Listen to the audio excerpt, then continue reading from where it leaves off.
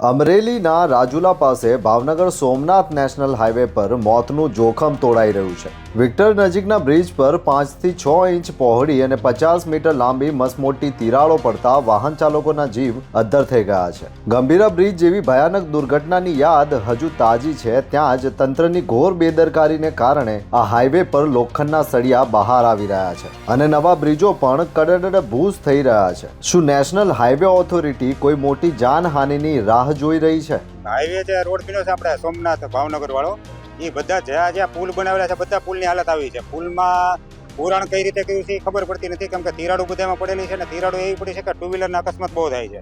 અઠવાડિયામાં 3-4 two wheeler વાળા બિચારા પડ્યા છે. મારા માસીના દીકરા ભાઈ છે એ બિચારા હમણાં 3 મહિના પહેલા પડ્યા હતા, એને પગ આખો ફ્રેક્ચર થઈ ગયો ને હવે આખી જિંદગી બિચારા હાલી એક એવી પોઝિશનમાં છે નહીં. 6 મહિનાનું પ્લાસ્ટર આવેલ છે, પ્લેટ નાખેલી છે પગમાં અને ડોક્ટરે એવું કીધું કે પ્લેટ કાઢ્યા પછી આ ભાઈ આખી જિંદગી હાલી એકવાના તો છે જ નહીં, એ પોઝિશન છે જ નહીં.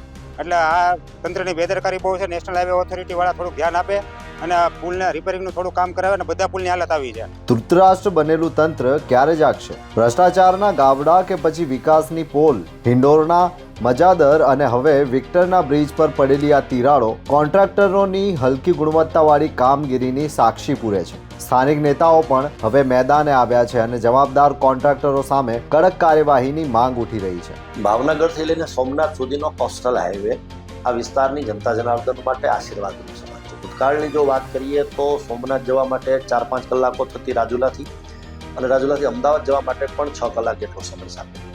આ રસ્તો થયા પછી 3.5 કલાકમાં ખૂબ સારી રીતે અમદાવાદ ગાંધીનગર પહોંચી શકાય એવી સ્થિતિ છે.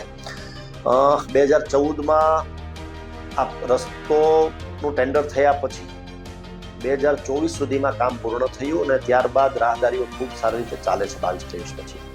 પણ મને એવું લાગે છે કે સરકાર, રાજ્ય સરકાર હોય કે કેન્દ્ર સરકાર, આ રસ્તો કેન્દ્ર સરકાર રસ્તો છે.